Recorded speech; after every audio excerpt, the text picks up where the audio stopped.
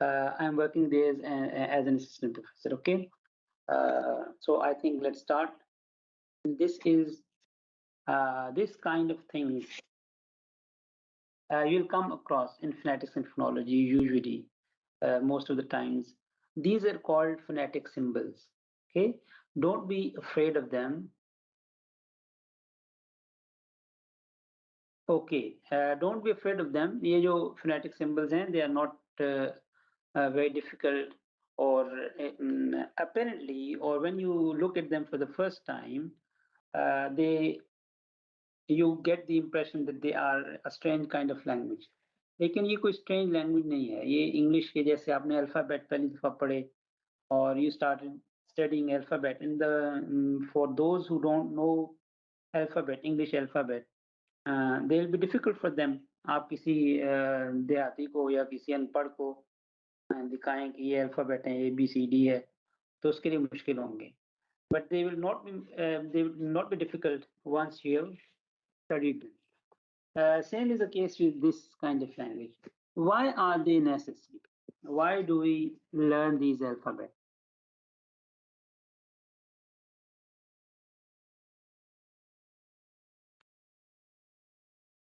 अच्छा, हम ये अल्फाबेट क्यों सीखते हैं भाई? जब हमारे पास इंग्लिश के अल्फाबेट मौजूद हैं तो हम ये अल्फाबेट क्यों सीखते हैं? आप जरा इनको काउंट करें तो ये 44 है, ठीक. और अगर आप English alphabet A B C D को काउंट करें तो कितने हैं? 26. तो 26 अल्फाबेट जब 44 साउंड्स प्रोड्यूस करते हैं तो उस वक्त पे जाहिर है कि हमें ये एहसास होता है कि there is something missing in these alphabets which has been fulfilled, or the gap has been filled. Yes, the gap has been filled by these phonetic alphabet. तो ये गैप है ना, है कहीं नहीं कहीं गैप है, तो जिसकी वजह से हमें phonetic alphabet पढ़ने पड़ते हैं. वो गैप ये है कि English language is a mixture of many language. अगर आप शुरू से बात सही समझेंगे तो आपको इंशाल्लाह ये कोर्स बिल्कुल बड़ा मजे का लगेगा और बिल्कुल मुश्किल नहीं लगेगी. लेकिन अगर आप शुरू में इसको ये चीजें मिस कर देंगे तो फिर आपको ये हर वक्त हॉन्ट करती रहेंगी. They will keep on haunting you. Why do we when there are alphabet, why do we study these alphabet? तो उसकी वजह मैं बताने लगा हूँ कि उसकी वजह ये है कि देखें इंग्लिश के 26 लेटर्स ऑफ अल्फाबेट आर 26. इसमें कोई शक तो नहीं. जब ये 44 या कुछ डिक्शनरीज के मुताबिक 46 साउंड प्रोड्यूस करते हैं तो इसका मतलब ये है कि there is some lacuna, there is some weakness, कोई ऐसी खामी इन अल्फाबेट में है कि ये इंग्लिश की साउंड्स पूरी प्रोड्यूस नहीं कर सकते. उस खामी को पूरा करने के लिए फिर इंग्लिश तो बहुत पुरानी जुबान है ना, यानी उर्दू से भी पुरानी जुबान है. तो अगर उस वक्त से लेके तो ये जो फोनेटिक अल्फाबेट है ना, ये आपको पता है कब डिवाइस किए गए? ये 1888 में डिवाइस किए गए. 1885 में इंटरनेशनल फोनेटिक अल्फाबेट कायम की गई, इंटरनेशनल फोनेटिक एसोसिएशन कायम की गई. और वो 44 भी हैं, 46 भी हैं. दो साउंड ऐसी हैं जो इसमें नहीं लिखी गई और वो होती हैं, तो कुछ डिक्शनरीज ने 46 भी वो की हैं. वो मैं आपको बताऊंगा कौन सी साउंड्स हैं, ठीक है? ये हम पढ़ेंगे, यही तो पढ़ना है ना भाई. तो अभी तो आप ये पहले तो ये सीख लेना कि ये क्यों पढ़ना है, ठीक है? बात समझ आ रही है? पहले तो हम इसका रैशनल पढ़ेंगे ना, reason behind the introduction of these sounds or these alphabet. तो आपको जब रीजन पता चलेगी तो फिर आपको उसकी यूटिलिटी पता चलेगी ना. तो जब हम वैसे ही पढ़ना शुरू कर देते हैं ना तो फिर हमें उसमें इंटरेस्ट इस वजह से नहीं लगता कि हमें उसका कोई फायदा नजर नहीं आता. भाई अगर मैं आपको पहले ही शुरू करवा दूं कि ये पहली साउंड ई है, ये ई है, ये ओ है, ये ओ है, आप कहेंगे ये क्या है? अब मैं आपको ये बताने लगा हूं कि हम क्यों पढ़ते हैं अल्फाबेट और ये क्यों डिवाइस किए गए. तो उसकी वजह ये है कि देखें इंग्लिश बहुत सी लैंग्वेजेस का मिक्सचर है।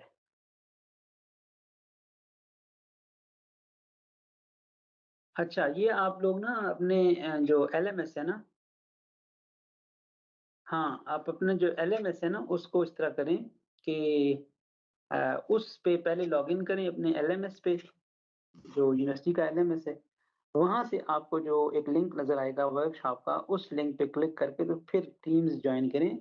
अगर आप डायरेक्टली टीम्स जॉइन करते हैं ना तो फिर आपको एक ये अटेंडेंस मार्क नहीं होगी, बल्कि आपकी अटेंडेंस क्या, हमारी अटेंडेंस मार्क नहीं होती, और फिर हमें इसकी जो थोड़ी बहुत पेमेंट होना होती है वो भी नहीं होती। और मेरे साथ ऐसा हुआ है कि मैंने डायरेक्टली टीम से जॉइन कर दिया, क्योंकि मैं बच्चे जो हैं वो वेट कर रहे होते हैं, और बाजू का तो ऐसा होता है कि डिस्कनेक्ट हो जाता है, और वो फिर बच्चे बहुत ज़्यादा इंथुसियास्टिक होते हैं, तो वो कहते हैं सर कहाँ है, सर कहाँ है। तो एलएमएस से जॉइन करने में थोड़ा टाइम लगता है, तो मैं डायरेक्टली जॉइन करता रहा, तो फिर अटेंडेंस मेरी भी मार्क नहीं हुई, और फिर जो थोड़े बहुत पैसे आईओ ने देने होते हैं वो भी कहते हैं कि आपकी अटेंडेंस ही मार्क नहीं हुई, तो हम क्या करें।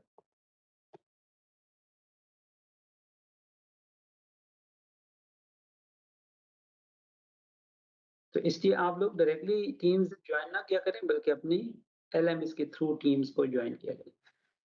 चलिए, we were talking about the introduction of these phonetic alphabet, because English is a mixture of many languages. जिस तरह उर्दू है तो इंग्लिश भी बहुत सी लैंग्वेजेस का मिक्सचर है। तो जिस लैंग्वेज से कोई वर्ड आता है वो उस लैंग्वेज का जो स्पेलिंग्स का तरीका है ना, वो अपने साथ लेके आता है। प्रोनंसिएशन जो है वो नई लैंग्वेज के मुताबिक कभी चेंज हो जाता है, कभी नहीं चेंज होता है। जैसे ये वर्ड है स्कूल, ये वर्ड है चेयर, ये वर्ड है सैशे। अब ये तीन वर्ड्स मैंने आपके सामने लिखे, इन तीनों में सी एच आपको नजर आ रहा है। पहले में सी एच काफ की आवाज दे रहा है, दूसरे में सी एच छे की आवाज दे रहा है, और तीसरे में सी एच शीन की आवाज दे रहा है। पहला वर्ड ग्रीक ओरिजिन का है, दूसरा मुझे याद नहीं है, शायद इंग्लिश ओरिजिन का है, और तीसरा जो वर्ड है वो फ्रेंच ओरिजिन का है। तो अब देखें, जो ग्रीक ओरिजिन का उसमें सी एच काफ की आवाज दे रहा है, जो फ्रेंच ओरिजिन का उसमें सी एच शीन की आवाज दे रहा है। तो अब ये जो मसाइल पैदा हुए कि ये सी एच अब अगर हम लिखें तो इससे श मुराद लिया जाएगा, क मुराद लिया जाएगा, या च मुराद लिया जाएगा। आप देखें फिर उन्होंने क्या किया, सी एच जो क है ना, आपको मेरा कर्सर नजर आ रहा है सबको, कर्सर मेरा कहाँ पे है, ये ये नजर आ रहा है cursor, can you see my cursor moving? Yes, okay, thank you. Now see, C H in school, तो उसका सिंबल ये है क। सी एच इन चेयर, उसका सिंबल ये है, ये आपको नजर आ रहा है, ये टी और उसके साथ आगे एक अजीब सा सिंबल है, ये है सी एच जब चे की आवाज दे रहा है, तो सी एच जब चे की आवाज दे रहा है तो ये सिंबल, सी एच जब शीन की आवाज दे रहा है तो ये सिंबल है। ठीक, अब जब ये सिंबल्स अलग अलग हो गए, तो अब जो ये सिंबल्स हैं ये यूनिक हैं। सी एच तो वो कॉमन था सबके लिए, these are unique symbols for each sound. तो इस वजह से इन सिंबल्स को हम इस वजह से इस्तेमाल करते हैं, या इस वजह से इनको याद करते हैं, यूज करते हैं कि ये हर एक साउंड के लिए अलग सिंबल है। समझ आ गई बात? इसी तरह इंग्लिश का एक और वर्ड है, मैं आपको लिख के देता हूँ, और फिर आपको बताता हूँ कि ये इस वर्ड में क्या चीज है। ये मैंने अभी आपके सामने एक वर्ड लिखा है, इसमें 3 ओ आपको नजर आ रहे हैं। ये तीनों ओ जो है अलग तरह से प्रोनाउंस किए जाते हैं। ये है प्रो, ट, कॉल। अब मैं आपको पहला ओ दिखाता हूँ कि पहला ओ किस तरह से बोला जाता है। ये है पहला ओ बोलने का तरीका, ये है O. I hope you can see this, this is O, pro, pro, ट। The second E is, the second O is this, pro, t. Call, third O is pronounced like this.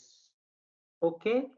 अब देखिए, आपको एक ये साउंड हो गई ओ की, एक इस लेटर में सब जगह पे नहीं ओ की साउंड, एक ये साउंड हो गई और एक ये साउंड हो गई। इस वजह से फिर हम क्या करते हैं कि अब ये तीनों साउंड्स अलग अलग हो गई, तीनों के सिंबल्स अलग अलग हो गए। अब हमें कोई मसला नहीं है इसका प्रोनाउंसिएशन जो है वो जानने में और वो पढ़ने में। जब हम डिक्शनरी कंसल्ट करते हैं तो हमारे सामने यही फोनेटिक सिंबल्स आते हैं। उस वक्त हम बिल्कुल आसानी से ये देख सकते हैं कि इस वर्ड का क्या प्रोनाउंसिएशन है। इसी तरह आप देख लें तो सी जो है वो इट कैन बी आइदर क और स। जब ये क होगा तो यहाँ हम कस का सिंबल इस्तेमाल करेंगे, जब ये स होगा तो हम यहाँ स का सिंबल इस्तेमाल करेंगे। ये स का सिंबल है, ये क का सिंबल, ठीक। तो ये वजह है हम फोनेटिक अल्फाबेट पढ़ते हैं। चलें अब आगे आ जाएं, ये तो क्लियर हो गया ना। by today's by the end of today's lecture we will be able to know about phonetics and phonology. They are two different things, they are two different subjects, and what's the difference between them as an important part of linguistic studies. क्योंकि you are studying linguistics, this is one branch of linguistics. मैंने अभी आपको बताया कि कुछ जो linguist हैं वो इसको ब्रांच कहते हैं, बट जीन एचिसन और उसका जो ये है, यानी उसका जो नाम है इसका, वो मुझे भी बेहतर लगा है कि उन्होंने इसको कहा है, जीन एचिसन ने कहा है कि लिंग्विस्टिक लेवल्स हैं। ब्रांचेस उसने उनको कहा है जब लिंग्विस्टिक्स दूसरे सब्जेक्ट्स के साथ इसका इंटरेक्शन होता है, दूसरे सब्जेक्ट से कुछ चीजें ये लेती है, कुछ दूसरे सब्जेक्ट्स को देती है, तो वहां जब लिंग्विस्टिक्स पढ़ी जाती है, जैसे सोशियो लिंग्विस्टिक्स है, साइको लिंग्विस्टिक्स है। सोशियो लिंग्विस्टिक्स में साइकोलॉजी और लिंग्विस्टिक्स को पढ़ा जाता है, साइको लिंग्विस्टिक्स में साइकोलॉजी और लिंग्विस्टिक्स को पढ़ा जाता है। इसी तरह मुख्तलिफ तरह की और लिंग्विस्टिक्स की ब्रांचेज हैं, जिनमें जैसे फोरेंसिक लिंग्विस्टिक्स एक है, नई ब्रांच है फोरेंसिक लिंग्विस्टिक्स, तो वहाँ फोरेंसिक के साथ लिंग्विस्टिक्स को पढ़ा जाता है। अब ये जो चीजें जब दूसरी सब्जेक्ट्स के साथ जाती हैं तो वहाँ उसने जीन एचिसन ने इनको लिंग्विस्टिक्स की ब्रांचेस कहा है, जबकि लिंग्विस्टिक्स के अंदर जब हम रहते हुए फोनेटिक्स फोनोलॉजी पढ़ते हैं, मॉर्फोलॉजी पढ़ते हैं, सिंटैक्स पढ़ते हैं, या सिमेंटिक्स पढ़ते हैं, या प्रैग्मेटिक्स पढ़ते हैं, तो इसको उन्होंने कहा है कि दीज आर लिंग्विस्टिक लेवल्स।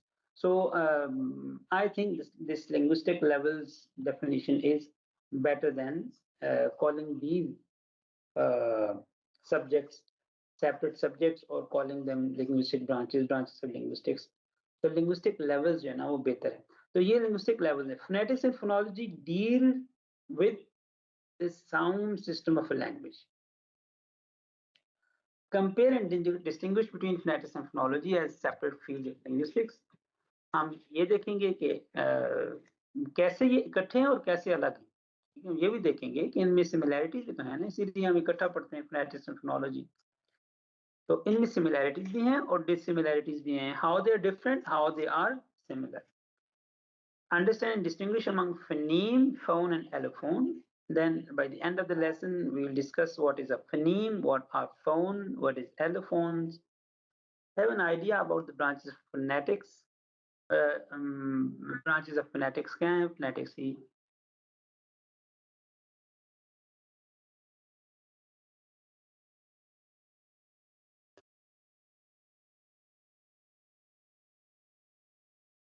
ये पहला चैप्टर है, अभी पहले चैप्टर। पेज नंबर मुझे याद नहीं है, मैं अभी आपको ये वो कर देता हूँ, इसके जो वो है ना अपलोड करता हूँ यहाँ पे जो प्रेजेंटेशन है, ठीक है। प्रेजेंटेशन में अपलोड कर देता हूँ, इसमें से आप डाउनलोड कर सकते हैं। जहाँ चैट करें ना आप लोग, तो यहाँ मैं अपलोड कर रहा हूँ।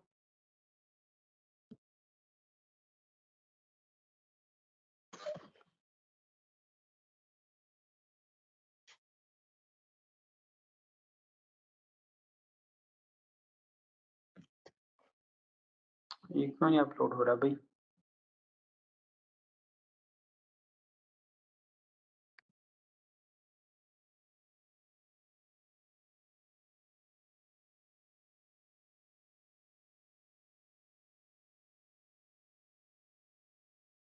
ये आ गई जी आपके पास, ठीक है। इसको आप जो है ना डाउनलोड कर लें और इसको अगर फॉलो कर लें तो अच्छी बात है, नहीं तो आप बुक भी ओपन यूनिवर्सिटी की वेबसाइट से बुक भी डाउनलोड कर सकते हैं। मैं उसका भी लिंक शेयर कर देता हूँ आपके साथ। ओपन यूनिवर्सिटी की वेबसाइट से आप फोनेटिक्स फोनोलॉजी की बुक भी डाउनलोड कर सकते हैं और उसका लिंक है ये।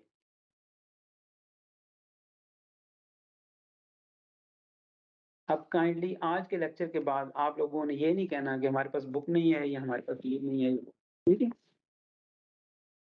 अगर आप इससे बुक डाउनलोड करना चाहते हैं बुक डाउनलोड करें, बल्कि बुक डाउनलोड करें, ज़रूर करें।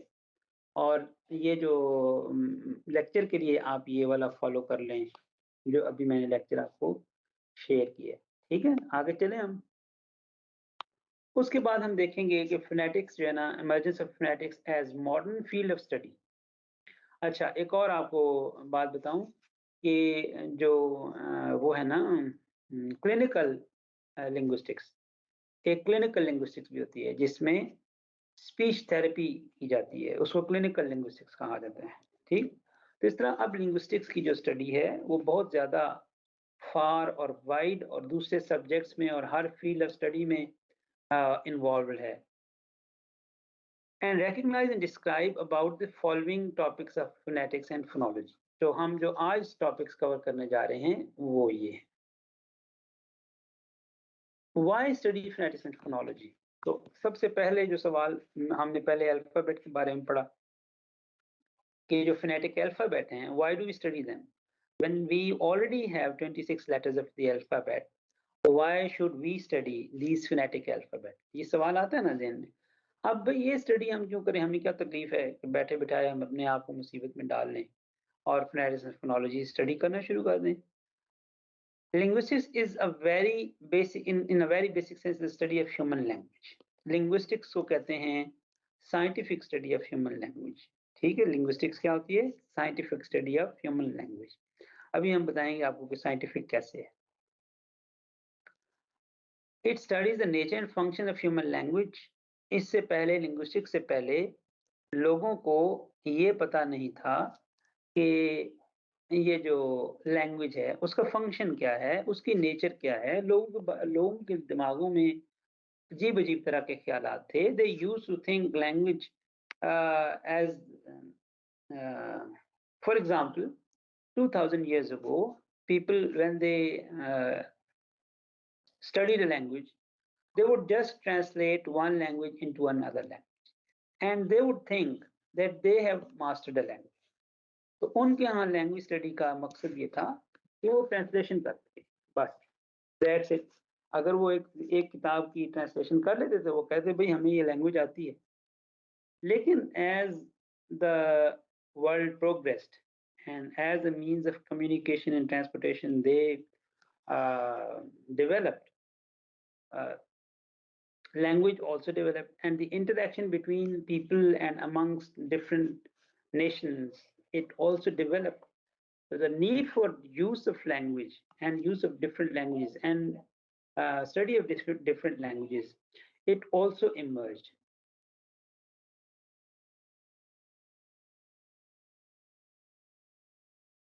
पहले तो बेटा डेफिनेशन की स्पेलिंग ठीक कर लें। डेफिनेशन की स्पेलिंग होते हैं DEFINITION। तो आप क्या चीज लिखना चाहते हैं, अगर आपकी मर्जी है तो आप लिख लें, जरूर लिखें। तो what it is and how it works. तो जो फंक्शन ऑफ लैंग्वेज है वो, और जो उसकी नीड है, जैसे देखिए फंक्शन जो है ना वो भी लैंग्वेज का, पहले मैंने आपको बताया कि 2000 साल पहले लोग ये समझते थे कि लैंग्वेज का फंक्शन ये है कि आप किसी दूसरी लैंग्वेज की किताब पढ़ के ट्रांसलेट कर सकें, और अगर अपनी लैंग्वेज की किताब ट्रांसलेट करनी पड़े दूसरी लैंग्वेज में तो भी आप कर सकें। ये इसका फंक्शन है। लेकिन जिस तरह दुनिया ने तरक्की की और लोगों का आपस में इंटरेक्शन बढ़ा, तो the need and the nature of language learning and language both changed। फिर लोगों ने ये समझा कि नहीं भाई, अगर ट्रांसलेशन आती है तो इसका मतलब ये नहीं है कि लैंग्वेज आती है। तो अब आप देख लें, अब अगर कोई बंदा ये क्लेम करता है आज के दौर में कि उसे ये लैंग्वेज आती है, तो आपने आइल्स के टेस्ट के बारे में सुना होगा, IELTS, international English language testing system. तो आइल्स का जो टेस्ट होता है उसमें जो बंदा ये कहता है कि मुझे लैंग्वेज आती है, उसको चारों स्किल्स में से टेस्ट किया जाता है। तो चारों स्किल्स में मतलब ये कि अगर उसको किसी एक स्किल में भी उसकी कमी है तो वो उस टेस्ट के रिजल्ट में नजर आ जाती है कि भाई उसकी लिसनिंग ठीक नहीं है या रीडिंग ठीक नहीं है या राइटिंग ठीक नहीं है या स्पीकिंग ठीक नहीं है। आज के दौर में लैंग्वेज का मतलब ये है कि आपको उसकी चारों स्किल्स आती हैं। ठीक है, अब जब चारों स्किल्स आती हैं तो इसमें स्पीकिंग भी आती है और स्पीकिंग ऊपर से लिखा है कि प्रोनाउंसिएशन के लिए ये इंपॉर्टेंट है और बिल्कुल प्रोनाउंसिएशन ठीक करने के लिए ये इंपॉर्टेंट है। Note the following example. Number one, speech sounds are put together to form words. ये तो आपको पता है ना कि लैंग्वेज कैसे बनती है। लैंग्वेज अलग अलग जो स्पीच साउंड्स होती हैं उनको इकट्ठा करके बनती है। अब अगर आपको अलग अलग स्पीच साउंड्स आती हैं, स्पीच साउंड्स, यहाँ जो वर्ड है ना की word, that is speech sound, तो आपने इसको ध्यान में रखना कि स्पीच साउंड, हम और बाकी आवाजों के बारे में नहीं बात कर रहे। ये भी एक साउंड है लेकिन स्पीच साउंड नहीं है। ठीक, तो हम बात करें स्पीच साउंड के बारे में। तो अब यहाँ जो just take the example of man, man में तीन साउंड है, म, ए, न, म, ए, न।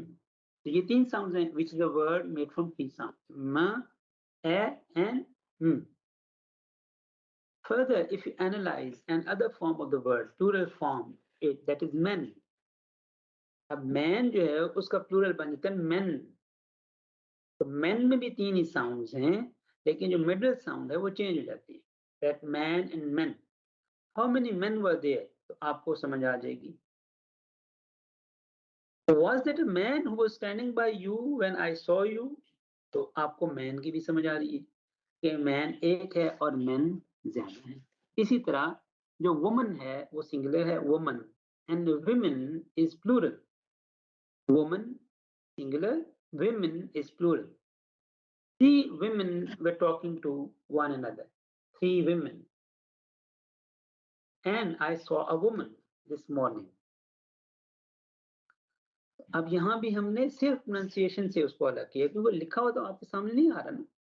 इसी तरह मैन और मैन भी प्रोनाउंसिएशन से अलग। अब ये जो तीन तीन अलग अलग साउंड्स हैं इनको जब हमने कंबाइन किया तो ये क्या बन गया, एक वर्ड बन गया। Primarily language is sound. बुनियादी तौर पर लैंग्वेज साउंड है। एक छोटा बच्चा जो लैंग्वेज लिख नहीं सकता, लिखा हुआ पढ़ नहीं सकता, लेकिन वो बोलता है और समझता भी है ना। आपके अपने तजर्बे में, एक्सपीरियंस में, आप ऐसे आपके घर में इर्द गिर्द छोटे बच्चे होंगे बहुत से जो कि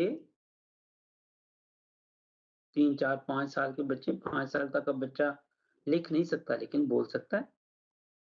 तो बुनियादी तौर पर लैंग्वेज कहाँ से शुरू हुई, आवाज से, साउंड से।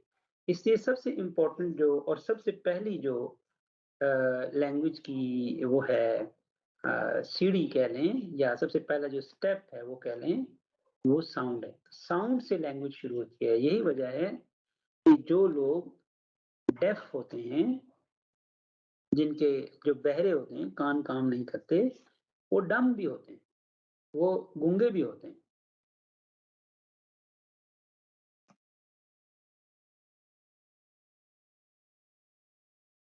Similarly, words are arranged. Next देखें, next ये slide 5 है। Similarly, words are arranged in specific order to create phrases and sentences. It's syntax. दूसरा जो लेवल है लिंग्विस्टिक्स का या दूसरा जो स्टडी की ब्रांच है वो है सिंटैक्स। सिंटैक्स में अब ये तो वर्ड बन गया, हमारे पास वर्ड्स आ गए बहुत से। तो for the sake of argument if we say that a person has memorized all the words in a dictionary, but by the way there is not a single human being who has memorized all the words in dictionary, and especially in an English dictionary. Do you know how many words are there in English? What is the total number of words in English language? Do you have some idea? Google नहीं करना, वैसे बताना है हाँ या ना बताना है। अच्छा, तकरीबन 2 मिलियन वर्ड्स हैं इंग्लिश के। तो 2 मिलियन वर्ड्स में से कोई आदमी भी ऐसा नहीं है जिसको ये 2 मिलियन वर्ड्स आते हैं। ठीक है, तो अगर हम ये भी कर लें, चले 2 मिलियन को छोड़ दें, एक आम जो ऑक्सफोर्ड की एडवांस्ड लर्नर्स डिक्शनरी आपने शायद देखी हो, उसमें 80,000 वर्ड्स होते हैं, 80,000 वर्ड्स। वो 80,000 वर्ड्स भी शायद कम लोगों को आते हों, बहुत ही कम लोगों को आते हैं। तो इसका मतलब ये है कि अगर सारे वर्ड्स नहीं आते, चलें हम वो कर लेते हैं कि एक आदमी है, उसने डिक्शनरी याद की हुई, तो भी उसको लैंग्वेज नहीं आ सकती, इसलिए कि उसने वर्ड्स याद किए हुए हैं अलग-अलग। उसने इन वर्ड्स को किस तरह से अरेंज करना है, ये याद नहीं किया हो। ये उसको मालूम नहीं है कि इनको अरेंज कैसे करना है, ताकि ये मीनिंगफुल सेंटेंसेस बने। ठीक है, मीनिंगफुल सेंटेंसेस बने। मीनिंगफुल सेंटेंसेस बनाने के लिए हमें ग्रामर या सिंटैक्स की जरूरत होती है। सिंटैक्स होती है arrangement of words in a single sentence, इसको कहते हैं syntax. Syntax, sentence structure. Syntax क्या मतलब है? Sentence structure. तो इंग्लिश में सेंटेंस स्ट्रक्चर जो है ना, वो एक आम अफर्मेटिव पॉजिटिव सेंटेंस का सेंटेंस स्ट्रक्चर है, सब्जेक्ट वर्ब ऑब्जेक्ट, SVO। लेकिन ये दूसरी लैंग्वेजेस का तो नहीं है ना। हम कहते हैं मैन इज मॉर्टल, मैन इज मॉर्टल, इंसान फानी है। अगर हम इसको इंग्लिश में ट्रांसलेट करें तो मैन मॉर्टल इज बनता है कि मैन मॉर्टल इज, इंसान फानी है। या इसका एग्जैक्ट ट्रांसलेशन करें तो मैन है, आदमी है फानी, ये बनता है। तो दोनों लैंग्वेज का जो सेंटेंस स्ट्रक्चर है वो अलग अलग है। ये हमें बात बताती है नॉलेज ऑफ ग्रामर या नॉलेज ऑफ सिंटैक्स, कि ये अरेंजमेंट ऑफ वर्ड्स पॉसिबल है या नहीं है, इसको कहते हैं सिंटैक्स। तो ये हम स्टडी करते हैं सिंटैक्स में। थर्ड नंबर पे हम स्टडी करते हैं मॉर्फोलॉजी। जिस तरह सेंटेंस का स्ट्रक्चर होता है, इसी तरह वर्ड्स का स्ट्रक्चर होता है। जैसे सेंटेंस में हम कुछ वर्ड्स को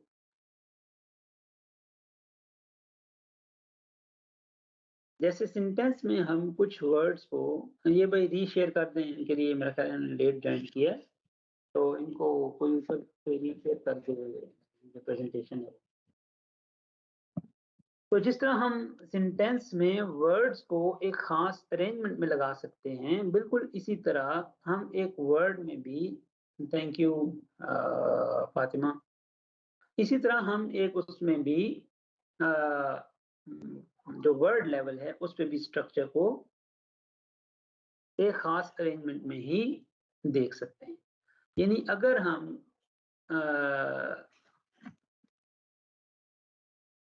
ये देखें, यहाँ एक वर्ड लिखा हुआ स्टेट, स्टेट लिखा हुआ, ठीक है। स्टेट में हमें पता है कि स्टे जो है वो वर्ड है, वर्ब है, और इसके साथ जो हमने ईडी लगाया है ये इसलिए बनाया कि ये पास्ट में यूज हुआ है। अब देखिए इसका एक मीनिंग है ना, इसका एक मीनिंग है ना। यहाँ से बुक डाउनलोड कर सकते हैं ये तो फिर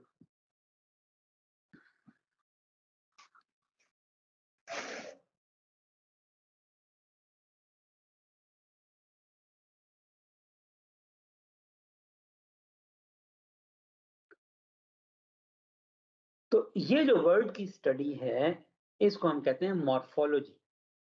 जब हम एक वर्ड पढ़ते हैं, जैसे देखें एंटी डिसएस्टैब्लिशमेंटेरियनिज्म, अब आपको ये पता चल गया इसमें जो मेन वर्ड है वो है इस्टेब्लिश। एंटी और डिस जो शुरू में लगा हुआ है ये दोनों प्रीफिक्सेस हैं, और मेंट और टेरियन और इज्म जो आखिर में लगा हुआ है ये हैं सफिक्सेस। अब जब आपको एक वर्ड का पता चल गया कि ये इसका वो है, सफिक्सेस हैं, ये प्रीफिक्सेस हैं, और which words can have which kind of prefixes and suffixes, which suffixes and prefixes can be affixed to a word, तो फिर हम नए वर्ड उनसे बना सकते हैं, और जो वर्ड बनने हुए हमारे सामने आते हैं उनके हम मीनिंग डिराइव कर सकते हैं। अगर मुझे पता है एम्प्लॉई, एम्प्लॉय का मतलब क्या है, तो मैं एम्प्लॉई का मतलब भी उससे अखज कर सकता हूँ, एम्प्लॉयर का भी अखज कर सकता हूँ, और अनएम्प्लॉयड का भी कर सकता हूँ। अनएम्प्लॉयड क्या होगा भाई, है ना, अनएम्प्लॉयमेंट भी मैं उसे बना सकता हूँ। तो वर्ड्स से जब हमें ये पता होगा कि कौन से वर्ड्स जो है ना वो किस तरह से सफिक्स और प्रीफिक्स लगा के हम उनको चेंज कर सकते हैं, तो फिर हमारे लिए यही आसान है। उसके बाद आ जाता है भाई प्रैग्मेटिक्स। प्रैग्मेटिक्स जो है ना वो कहते हैं स्टडी ऑफ, बल्कि सिमेंटिक्स, उससे पहले सिमेंटिक्स है। The meaning can also be affected by the other of word semantics and by the knowledge of speaker and the here. ये प्रैग्मेटिक्स है। तो सिमेंटिक्स है मीनिंग की स्टडी। मीनिंग कैसे चेंज होते हैं भाई? मीनिंग ऐसे चेंज होते हैं कि जब आप किसी वर्ड को यूज करते हैं तो जो यूजर है और जो लिसनर है उनका जो रिलेशनशिप है वो भी मीनिंग को चेंज कर देते हैं। वो जिस कॉन्टेक्स्ट में बात कर रहे हैं वो भी मीनिंग को चेंज कर देता है। ठीक, किसी वर्ड को किसी कॉन्टेक्स्ट में कैसे इस्तेमाल किया जाता है ये भी मीनिंग को चेंज करता है। तो semantics is the study of meaning, whereas pragmatics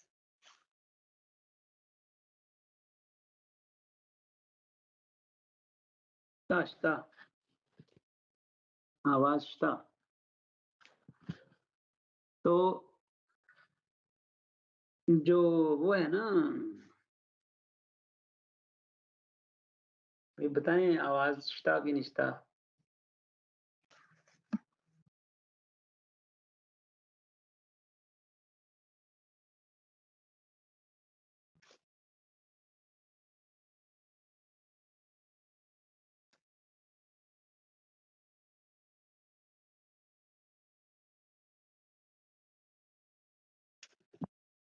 हाँ जी, थैंक यू।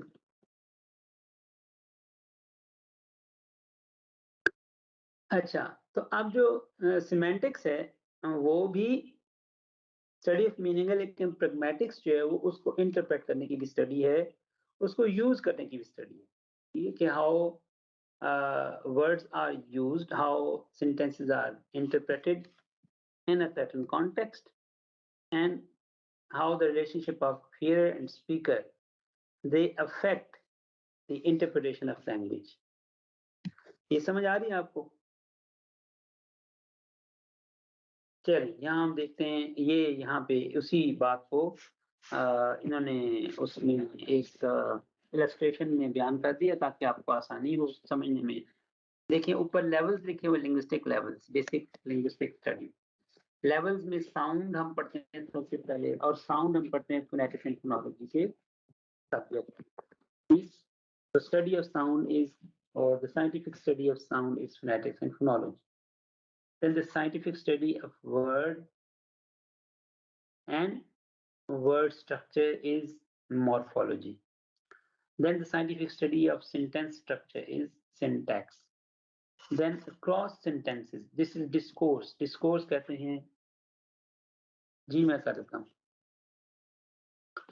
डिस्कोर्स कहते हैं, मैं बता देता हूँ जी। डिस्कोर्स कहते हैं भाई जब आप एक लंबी कोई बंदा तकरीर करता है या कोई लंबा मजमून लिखता है तो उसको कैसे इंटरप्रेट किया जाता है, उसमें से मुख्तलिफ चीज़ें देखी जाती हैं कि डिस्कोर्स ज़्यादातर जो है ना वो लिटरेचर में लोग उसको एनालाइज करते हैं भाई कि फलां बंदे ने जो फलां मौके पे, मैं जैसे 9/11 के दौरान जो उसकी स्पीचेस थी, जो 9/11 की जंग हो रही थी उसकी जो बुश की स्पीचेस थी उनका डिस्कोर्स एनालिसिस करते हैं कि उसने कैसे वो बात की और उसमें क्या चीज़ें जो है ना वो धमकी थी और क्या चीज़ें क्या थी वगैरह। अच्छा, सिमेंटिक्स कहते हैं स्टडी ऑफ मीनिंग को। देखो भाई मीनिंग जो है ना वो वैसे एक वर्ड के अंदर कोई मीनिंग नहीं है, ये बात याद है कि वर्ड इटसेल्फ उसका कोई मीनिंग नहीं होता। ये आपको बात जरा अजीब लगेगी, लेकिन अभी जब आप पढ़ेंगे, आपने सिमेंटिक्स का कोई कोर्स पढ़ा है? अभी लिटरेचर के कोर्स ही पढ़ते रहे हैं। कोमल, आर यू लिसनिंग? ठीक है। अच्छा, अब देखें, मेरी बात गौर से सुने कि वर्ड्स के अपने कोई मीनिंग नहीं होते, मीनिंग हम उनके साथ अटैच करते हैं। वर्ड्स को मीनिंग देने वाले हम हैं, हम से मुराद लैंग्वेज बोलने वाले लोग हैं, ठीक है। क्यों मीनिंग देने वाले हम क्यों हैं, अब आप समझे जरा। शेक्सपियर के जमाने में जो वर्ड था गर्ल, उसका मतलब था पर्सन। गर्ल का मतलब था पर्सन। बेशक आप चेक कर लें अभी डिक्शनरी में कि गर्ल का मतलब क्या होता है। ओह, ये क्या हो गया।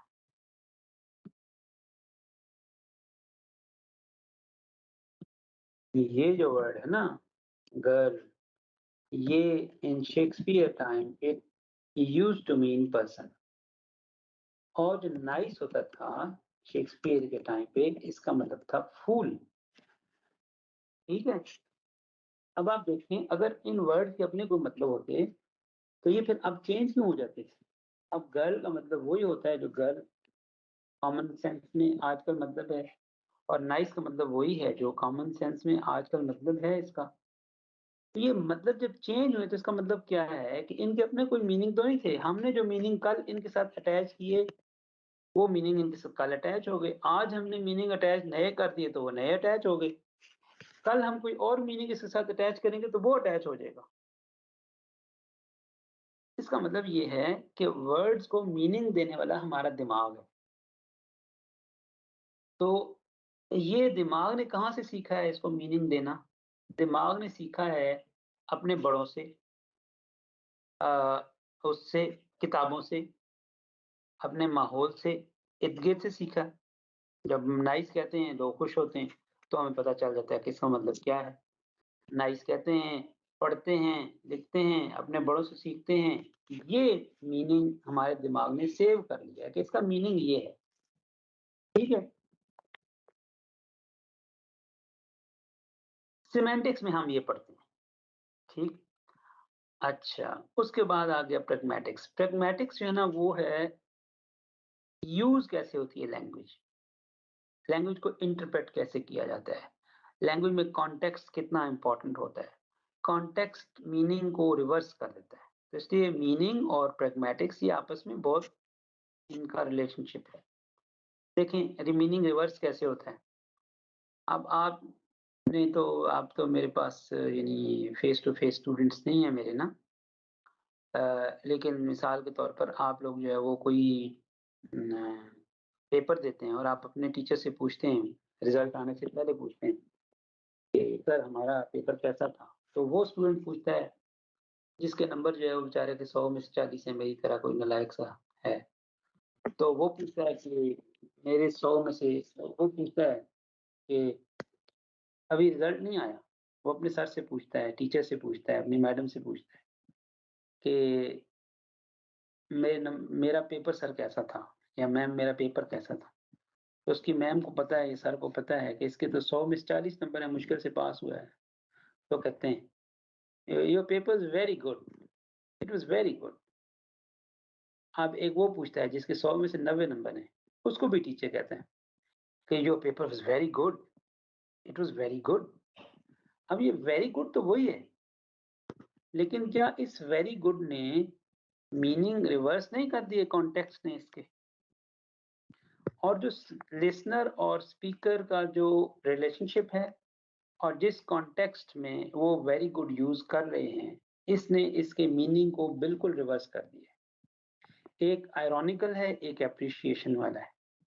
एक में उसको तंजिया वेरी गुड मिल रहा है और दूसरे को एप्रिशिएशन वाला मिल रहा है। तो प्रैग्मेटिक्स इस तरह से उसको चेंज कर देती है मीनिंग को। और ये जो स्टडी है, ये जो चीजें हम सीखते हैं, ये हम प्रैग्मेटिक्स में सीखते हैं।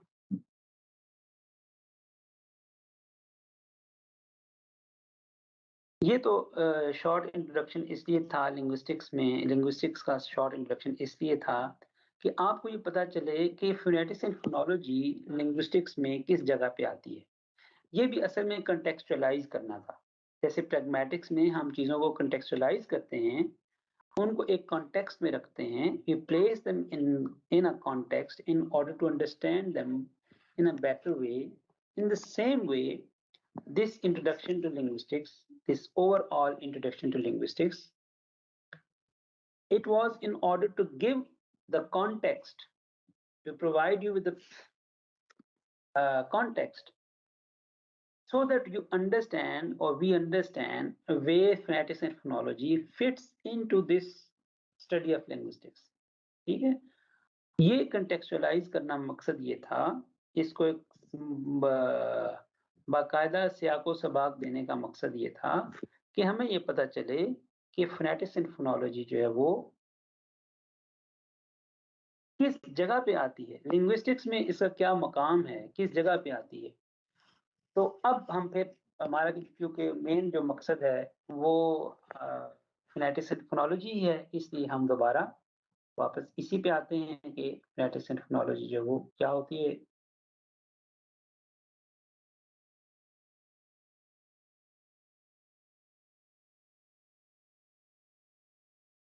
Phonetics and phonology is the study of the description of speech sounds such as consonants and vowels in their structure. इसका मतलब ये है कि जो स्पीच साउंड्स हैं वो कैसे चेंज होते हैं और कॉन्सोनेंट्स और वावल्स कैसे होते हैं। अब तक आपने जो कॉन्सोनेंट वावल्स पढ़े हैं वो ये पढ़ा है कि भाई ए आई ओ यू तो कॉन्सोनेंट हैं और बाकी जो है वावल, ये तो वावल्स हैं और बाकी कॉन्सोनेंट। अब मुझे ये बताएं कि आपने 5 वावल पढ़े, ये जरा इस स्लाइड पे थोड़ी देर के दोबारा आ जाए, इसमें जरा वावल की तादाद गिने कितनी है। ये जो लाइन से ऊपर सारे वावल्स हैं, 1 2 3 4 12 इस तरफ हो गए, 12 और 13 14 15 16 17 18 19 20 इस चार्ट के मुताबिक वावल्स हैं। ठीक है, इस चार्ट के मुताबिक 30 वावल्स, यानी जो आपने 5 वावल्स याद किए हुए थे उनसे ये 20 साउंड्स बनती हैं।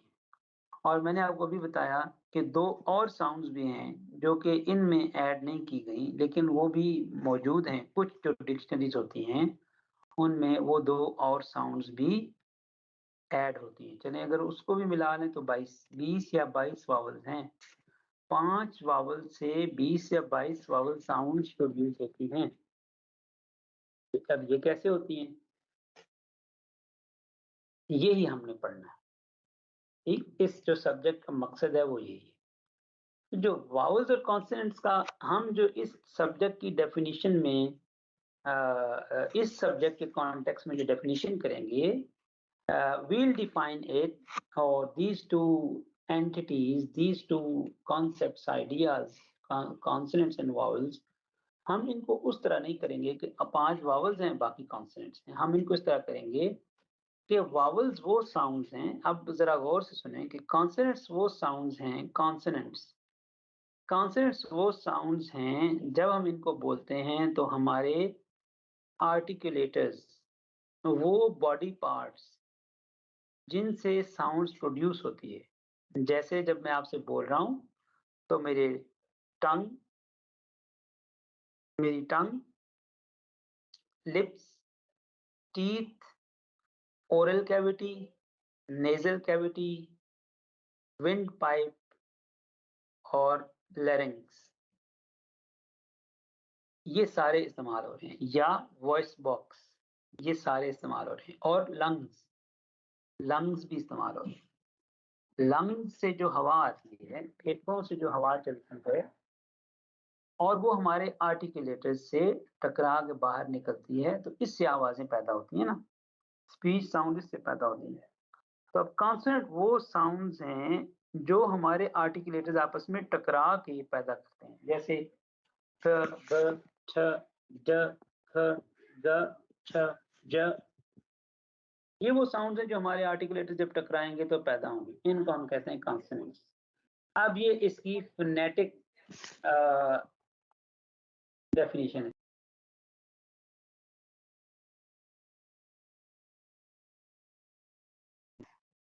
ये इसकी फोनेटिक डेफिनेशन। और वावल्स वो साउंड हैं जब इन साउंड्स को हम बोलते हैं तो हमारे आर्टिकुलेटर्स आपस में नहीं टकराते, जैसे ई, आप बोले ई, ऊ, आ, इनमें कोई आर्टिकुलेटर आपस में नहीं टकरा रहा। तो इनके जो बुनियादी डेफिनेशन है फोनेटिक्स के एतबार से या जो हम आर्टिकुलेटरी फोनेटिक्स पढ़ते हैं उसके एतबार से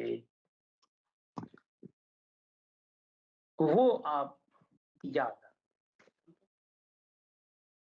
Moreover, in phonetics and phonology, we study the sets of phonemes and their various forms of patterns, dynamic and its connected speech and static as in isolated. फिर हम phonemes को डिस्कस करते हैं। phonemes क्या होते हैं?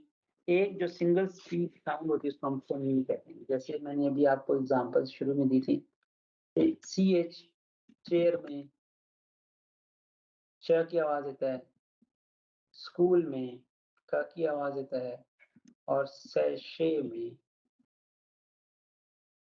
शीन की आवाज आता है। तब ये जो CH है ना, CH ये एक फोनीम है, एक फोनीम है, ठीक, जो ये मुख्तलिफ साउंड दे रहा है। हालांकि लेटर्स दो हैं इसमें, लेकिन फोनीम ये एक है।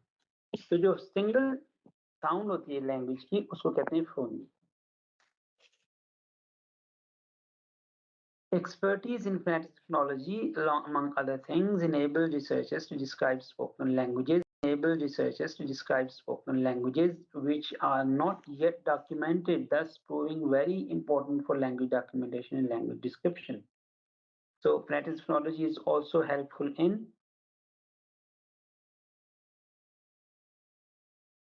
हाँ बहुत सी एग्जाम्पल है, शेड्यूल है और शराड है, और सीन की आवाज एस से भी आती है इंग्लिश में। शुगर, शुगर में सीन, शोर में, शुगर में ये एस से शीन की आवाज आ रही है। तो जाहिर एग्जाम्पल तो अब एक दो ही दी जा सकती है।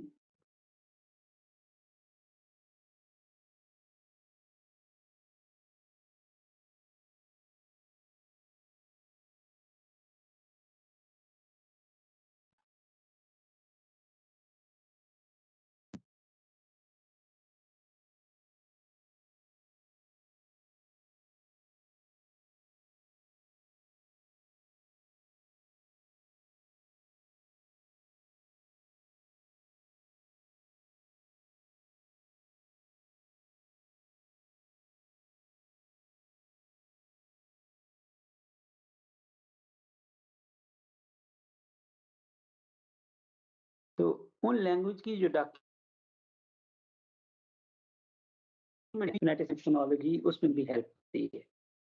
Similarly, it's an important field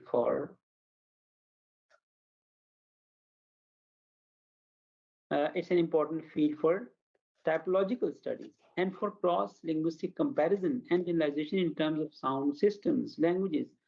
अब जब हम दो लैंग्वेजेस का कंपैरिजन करते हैं, इसीलिए मैंने आपसे आपकी मदर टंग्स के बारे में पूछा कि हम जब ये चीज़ें डिस्कस करेंगे तो उसमें किसी न किसी उसकी जो मदर टंग है उसका रेफरेंस ज़रूर आएगा।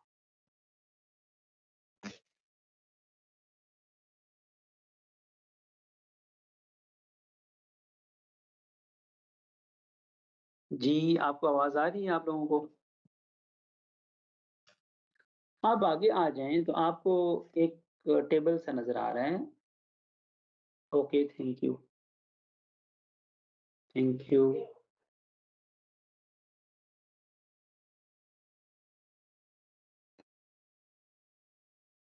आपको एक आगे टेबल सा नज़र आ रहा है। उस टेबल में एक तरफ फोनेटिक्स लिखा हुआ है, दूसरी तरफ फोनोलॉजी लिखा हुआ है। तो फोनेटिक्स और फोनोलॉजी के जो दो मेन डिफरेंसेस हैं, भाई अगर कोई बुक से देख रहा है तो इनको बता दें पेज नंबर, ये पेज नंबर के पीछे पड़ गए, आप उसको डाउनलोड कर लें, ये जो प्रेजेंटेशन है इसको। तो फोनेटिक्स क्या है? Phonetics is mainly a part of descriptive linguistics. Descriptive linguistics है। डिस्क्रिप्टिव लिंग्विस्टिक्स क्या होती है? जिसमें हम चीज़ों को डिस्क्राइब कर रहे हैं।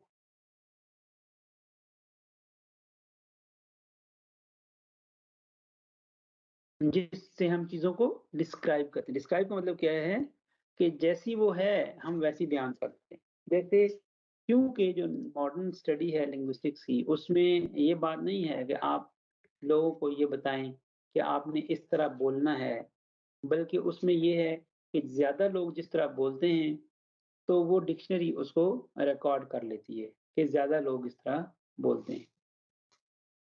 तो इसलिए फ़ोनेटिक्स जो है वो डिस्क्रिप्टिव है। अब डिस्क्रिप्टिव का मतलब समझ आया कि नहीं आया?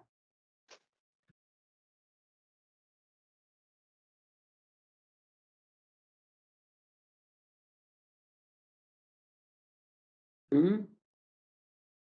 डिस्क्रिप्टिव का मतलब समझ आ गया कि नहीं आया?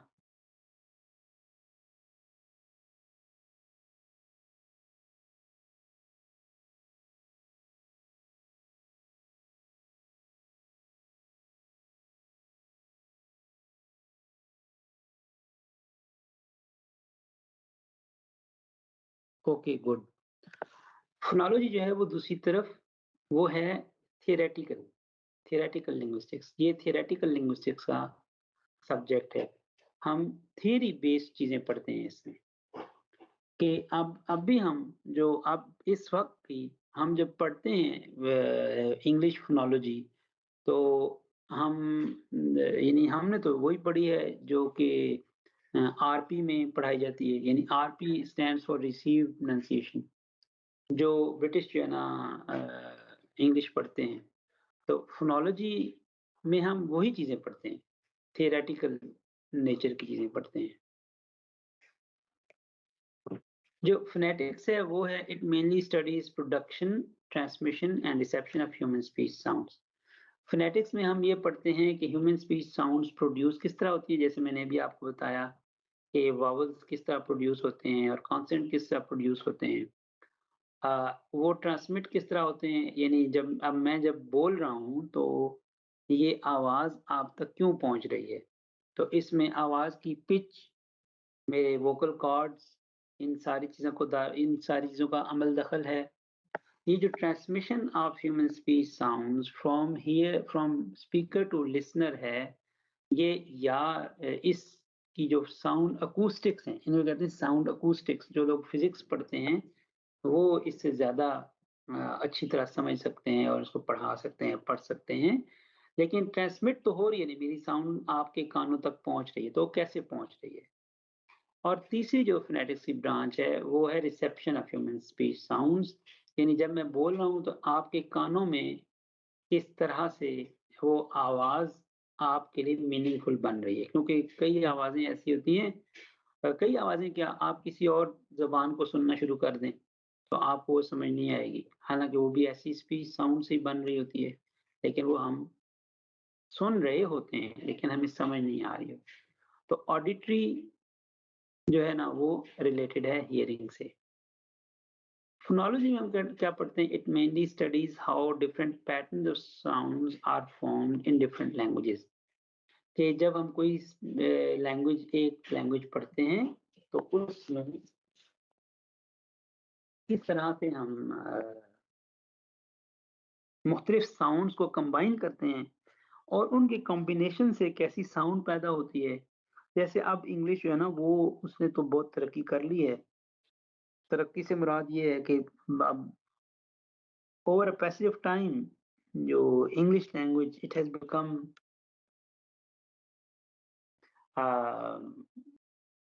so widespread that there are so many dialects in it कि हो सकता है कि एक डायलेक्ट आपको बिल्कुल समझ ही ना आए। जैसे कॉकनी डायलेक्ट अगर मैं उसकी आपको कोई वीडियो चला के सुनाऊँ ना, तो आपको समझ नहीं आएगी कि ये क्या कह रहे हैं। मैं कोशिश करता हूँ कि अगर ना आपको अ, ये आवाज़ आती है अपने लैपटॉप में जो अगर मैं कोई चीज़ चलाऊँ तो आपको आवाज़ आएगी कि नहीं? मैं बाहर ट्राई करता हूँ। ये कॉकनी एक्सेंट की मैं एक वीडियो चलाने लगा हूँ। अगर आपको आवाज़ आए तो बता दी।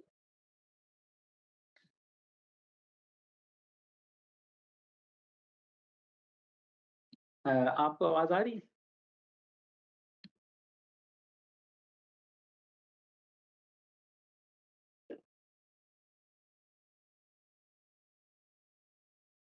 अब आवाज़ आई?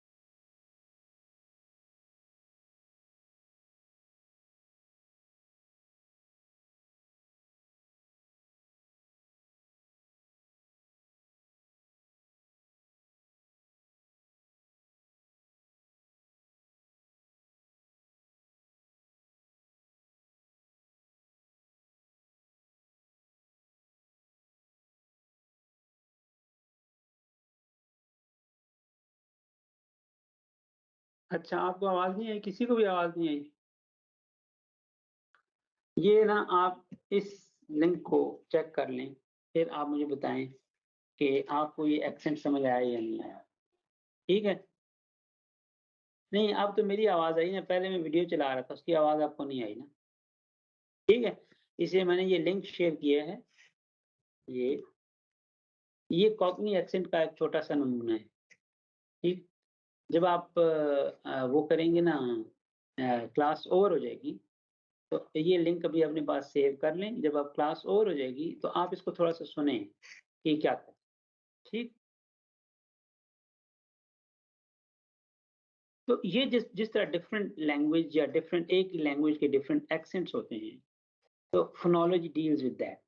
Phonology in phonology, we study speech sounds of one particular language and how those speech sounds they influence each other, they influence one another, and they interact with one another. ये हम phonology में पढ़ते हैं।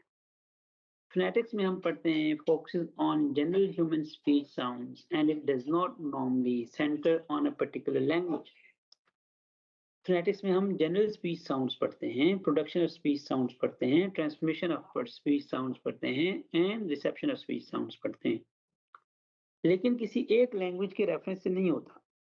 अगर अभी भी आप इस वक्त भी आप इंटरनेशनल फोनेटिक अल्फाबेट का चार्ट खोलें ना, आईपीए चार्ट, तो उस आईपीए चार्ट में तकरीबन तकरीबन दुनिया की सारी लैंग्वेजेस की आवाजें होंगी, साउंड्स होंगी, जो हमें समझ आए या ना आए ये एक अलग बात है, लेकिन सारी लैंग्वेजेस की साउंड्स होंगी।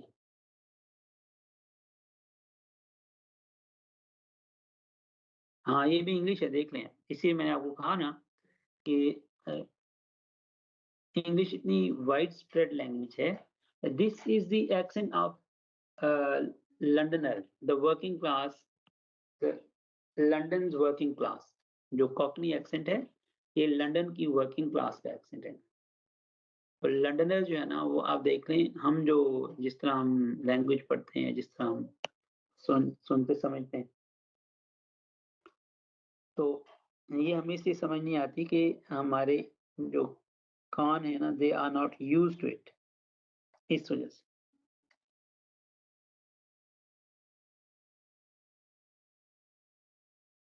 उसके बाद phonology mainly focuses on specific languages. तो फोनोलॉजी हम किसी एक लैंग्वेज के रेफरेंस से पढ़ते हैं।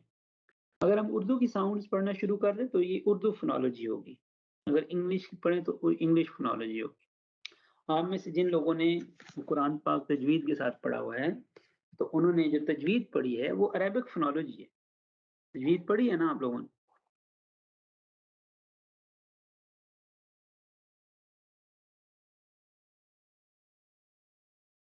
अच्छा, उसके बाद for example phonetic studies general human speech capabilities and possibilities, speech production and perception without focusing on specific community.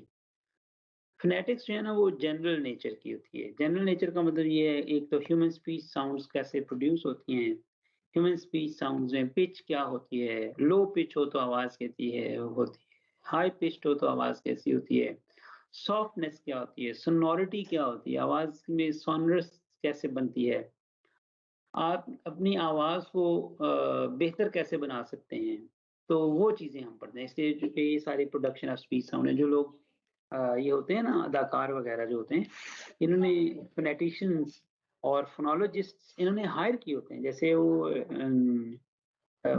क्या नाम है उस जर्मन एक्टर का जो हॉलीवुड में बड़ा मशहूर एक्टर था, श्वार्ज़नेगर, कि क्या नाम है उसका? Because he was a German, he had to hire speech coaches and वो फोनोलॉजी कोचेस और पता नहीं क्या-क्या उसने हायर करके, तो उसके बाद फिर वो उसका जो एक्सेंट है वो इस काबिल हुआ कि वो फ़िल्म्स में उसने काम किया और फिर वो, तो इन लोगों ने ये हायर किए होते हैं, इस तरह के जो लोग होते हैं। अच्छा, जो फोनोलॉजी है, it covers how consonants, vowels and their combinations operate in English as a language. Phonology में सिर्फ इंग्लिश नहीं, मतलब हम क्योंकि हम इंग्लिश पढ़ रहे हैं, इस वजह से हम इंग्लिश फोनोलॉजी की बात करें। किसी भी लैंग्वेज की जो फोनोलॉजी है वो हमें बताती है। जैसे आप देखें, मैं एक आपको एग्जांपल देता हूँ। कि इंग्लिश में हम कहते हैं ये साइलेंट है वर्ड, ठीक? या अब जैसे कॉकनी बोल रहा था ना, तो ये बहुत सी साउंड्स को चेंज कर देते हैं। जैसे वाटर को वाटर कहते हैं, वाटर। एंड और वो एक बुक का मैंने टाइटल देखा, वो it read what are you say, what you say. तो व्हाट भी नहीं कहते, व्हाट आर यू से। अब व्हाट आर यू से और इस तरह की जो दूसरे वर्ड्स हैं या इस तरह की जो वो हैं, ये वो हैं जो आवाज़ें स्पीच साउंड्स होती हैं, दिखने में कुछ नज़र आती हैं लेकिन बोलने में और तरह से बोली जाती है। इसी तरह उर्दू में भी है। हम में से कितने लोग कहते हैं नहीं, नहीं, ऐसा नहीं है। हम कहते हैं नहीं, नहीं ऐसा नहीं है। तो ये जो है वो कहाँ गई? अब एक जो फॉरेनर पढ़ने वाला होगा वो कहेगा ये अजीब तमाशा है, लिखा हुआ है और बोलते नहीं है। हुँ, हम नहीं इस तरह ना बोलते। अब ये मैंने कहा नहीं बोलते, हम नहीं, नहीं कहते, नहीं, नहीं भई। इसी तरह आप देखें तो बहुत से साइलेंट हम वाव को तो ख़ास तौर पे बहुत जगह पे साइलेंट कर देते हैं। हम लिखते खोद हैं, पढ़ते खुद हैं, लिखते खोश हैं, पढ़ते खुश हैं। तो अब अस्सलामु अलैकुम में हम एक लाम डाल देते हैं लेकिन पढ़ते नहीं। तो अब ये जो चीज़ें हैं, ये एक नॉन नेटिव के लिए, हाँ, ख्वाब में, ये एक नॉन नेटिव के लिए प्रॉब्लमैटिक होती है। बिल्कुल ऐसे ही जैसे हमारे लिए इंग्लिश प्रॉब्लमैटिक है। लेकिन उर्दू क्योंकि हमें इस तरह हमने सीख ली है, हमें समझ नहीं आती है। हम समझते हैं कि नहीं भई, ये हमारी लैंग्वेज में तो कोई मसला नहीं है, कि बस इंग्लिश के साथ मसला ये है कि इसमें ये खराबियाँ इसमें हैं। ठीक? तो वो क्योंकि हमारी उसमें नहीं होती, इस वजह से साइलेंट लेटर वर्ड नहीं है, साउंड साइलेंट है। ठीक? जैसे इंग्लिश में साउंड साइलेंट होती है। हाँ, बिल्कुल। हाँ, हम ख्वाहिश कहते हैं, हम ख्वाब कहते हैं, हम खुद कहते हैं, हम खुश कहते हैं, हम खुदकुशी कहते हैं। तो अब इंग्लिश में भी है ना साइलेंट लेटर, दरख्वास्त कहते हैं, बिल्कुल। अच्छा जी, आगे चलें जी। बिल्कुल ठीक है जी। ये आपको आइडिया हो गया ना, इसी वजह से आपको उर्दू से एग्ज़ाम्पल दी ताकि आपको ये पता चल जाए कि ये प्रॉब्लम सिर्फ़ इंग्लिश के साथ नहीं है, हमारी लैंग्वेज के साथ भी है। फिर आपको एक और इंटरेस्टिंग बात बताता हूँ कि उर्दू के साथ एक और प्रॉब्लम भी है जो इंग्लिश के साथ नहीं है। वो ये है कि उर्दू में हर चीज़ मुज़क्कर मुअन्नस है। यानी प्याज़ होती है तो क्यों होती है और आलू होता है तो क्यों होता है? मेज़ होती है तो क्यों होती है और दरवाज़ा होता है तो क्यों होता है? इसका कोई रूल नहीं है, कोई रूल नहीं। अब ये जो बात है वो इंग्लिश में नहीं है, वहाँ सारी इट है। It's a bed, she is a bed नहीं है या शी इज़ अ चेयर नहीं है, इट है सारा कुछ, ठीक है? अब वहाँ ये प्रॉब्लम नहीं है लेकिन उर्दू में ये प्रॉब्लम है। तो अब हमें ये इसलिए नज़र नहीं आता कि हम शुरू से ही अ, वो पढ़ते आ रहे हैं और सुनते आ रहे हैं और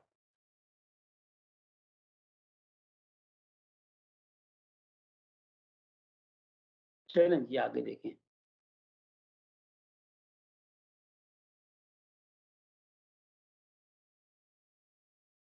भाई अंग्रेज़ों की मर्ज़ी, उन्होंने इट लगाया तो हम क्या करें? क्योंकि न्यूट्रल जेंडर है ना, इंग्लिश में न्यूट्रल जेंडर है। जो इनएनिमेट चीज़ें हैं इंग्लिश में, वो न्यूट्रल जेंडर में आती हैं।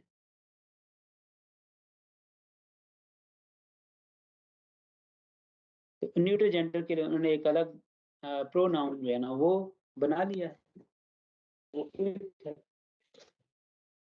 जबकि हमारे यहाँ हर चीज़ ही मुज़क्कर मुअन्नस होती है। ये पेज नंबर मेरे दिमाग में कोई होगा जिस पे ये लिखा हुआ होगा, वैसे किताब में तो नहीं लिखा हुआ।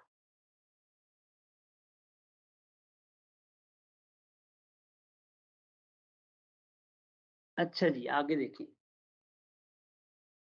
Phonetic sounds phones from their production, articulatory, physical, acoustic features, ये हम आगे इसको डिटेल में पढ़ेंगे कि कैसे जो फोनेटिक्स है उसकी 3 ब्रांचेज़ हैं और वो क्या-क्या करती हैं, ठीक है? अच्छा जी, आगे देखिए phonology studies sounds phone from their phonemic and allophonic. Phonemic and allophonic क्या होते हैं? एलोफोन्स भी हम आगे पढ़ेंगे, इससे इसको अभी छोड़ दें। फिर मैं यहाँ भी एक्सप्लेन करूंगा, फिर आगे भी तो आपको वो हो जाएगा। Point of view, for example, p and p are different phonemes in Urdu. फिर ये मैं आपको एग्जांपल दे देता हूँ कि जो है ना इंग्लिश में जो एलोफोन है, एलोफोन कहते हैं एक ही फोनीम की। फोनीम अभी हमने डिस्कस किया, फोनीम क्या होता है? जो साउंड है उसको हम कहते हैं फोनीम, सिंगल स्पीच साउंड। ठीक है, सिंगल स्पीच साउंड को हम कहते हैं फोनीम। जैसे प है, ब है, ठ है, ख है, ये हैं सिंगल स्पीच साउंड्स, इनको हम कहते हैं फोनीम। अब इंग्लिश में 3 फोनीम ऐसे हैं, फ, छ, ख, जो जब वर्ड्स के शुरू में आएंगे तो इनमें थोड़ी सी ह की साउंड ऐड हो जाएगी। इसको इंग्लिश में कहते हैं एस्पिरेशन। क्या कहते हैं? एस्पिरेशन। ठीक, फ, छ, ख जब ये शुरू में आएंगे तो इनमें थोड़ी सी एस्पिरेशन ऐड हो जाएगी। जैसे हम कहेंगे पोस्ट, या अंग्रेज जो बोलेंगे वो कहेंगे पोस्ट, वो पोस्ट नहीं कहेंगे, वो कहेंगे post, toast, kick, kind, so kind of you. तो अब ये जो थोड़ी सी आवाज ऐड हुई, इसने इस प को, और जो स्टॉप वाला प है, देखें हम कहते हैं पोस्ट, लेकिन स्टॉप में हम स्टॉप ही बोलते हैं, वहां प ही बोलते हैं। एक जगह हमने फ बोला और एक जगह हमने प बोला। ठीक, ये इंग्लिश में एक ही स्पीच साउंड की 2 मुख्तलिफ आवाजें हैं, लेकिन उर्दू में ये अलग अलग हैं। उर्दू में जब आप प बोलेंगे तो वो उससे बनेगा पूल, जैसे स्विमिंग पूल हम उर्दू में भी इस्तेमाल करते हैं, स्विमिंग पूल। लेकिन अगर फ बोलेंगे तो उससे बनेगा फूल, जो कि फ्लावर का मीनिंग होता है। ठीक, तो अब यहाँ ये 2 अलग अलग फोनीम बन गए। इंग्लिश में 2 अलग अलग फोनीम नहीं है, इंग्लिश में ये एक ही फोनेम के 2 एलोफोन, इसको कहते हैं एलोफोन। ठीक है, समझ आ गई? इसी तरह ठ है, इंग्लिश में ठ है और ट है।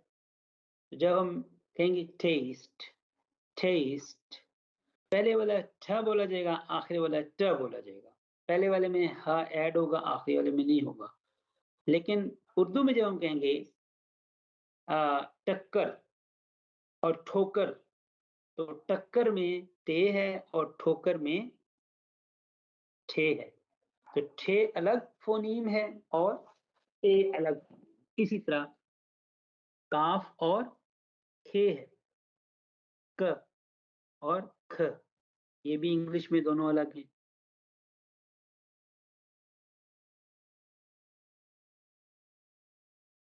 नहीं बेटा, साउंड ठ ड की नहीं देता, लेकिन जो अंग्रेज अभी जिस जो आपने ऊपर वीडियो अगर देखी है ना, तो उसमें उस साउंड को वो चेंज कर देते हैं।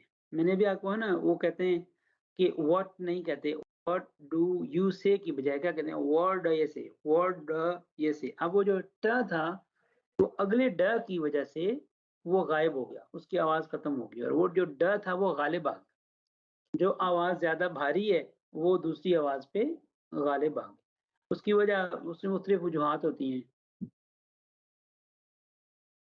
तो वो उसको रिप्लेस कर देते हैं उससे, वो आवाज उसमें गायब हो जाती है। लेकिन ये सारे जो एक्सेंट्स हैं ना, ये आपको ये पता होना चाहिए कि जो स्टैंडर्ड एक्सेंट है ना, उसमें ये ख्याल रखा जाता है। देखें, आज के दौर में भी एक आदमी ब्रिटिश पार्लियामेंट में स्पीच नहीं कर सकता जब तक कि उसको स्टैंडर्ड इंग्लिश का एक्सेंट ना आता। स्टैंडर्ड इंग्लिश के एक्सेंट का नाम है आरपी, रिसीव्ड प्रोनाउंसिएशन, या किंग्स इंग्लिश, या क्वींस इंग्लिश, या ऑक्सब्रिज, या सदर्न डायलेक्ट, या बीबीसी इंग्लिश, ये सारे उस एक ही डायलेक्ट के नाम हैं जिसको standard English dialect British English में समझा जाता है। और अगर अब भी किसी दूसरे, और ज़ाहिर है कि ब्रिटिश पार्लियामेंट में मुख्तलिफ इलाकों के लोग होते हैं, और अब तो मुख्तलिफ उसके कौमों के लोग भी हैं, पाकिस्तानी भी हैं उसमें, और मुख्तलिफ इलाकों के रहने वाले भी हैं, तो हर इलाके का एक्सेंट अलग होता है। जैसे लंदन के नॉर्थ में रहने वाले जो लोग हैं, वो बस को बुस कहते हैं, जज को जुज कहते हैं, कप को कुप कहते हैं।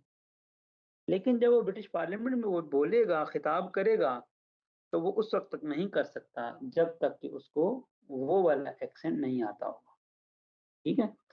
तो यानी इतने उसके बावजूद कि अब उन्होंने ये सारी लैंग्वेज की और लिंग्विस्टिक्स की और ये सारी तरक्की इतनी कर ली, फिर भी जो ट्रेडिशंस हैं उनके यहाँ वो ऐसी ही।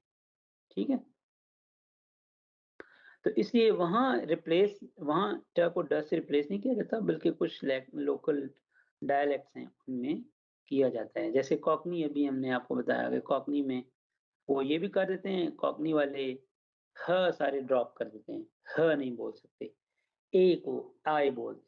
जैसे अगर आप किसी कॉकनी से ये कहेंगे ना कि ये सेंटेंस बोले, the rain in Spain stays mainly in the plain, तो वो बोलेगा या बोलेगी the rain in Spain stays mainly in the प्लाइन।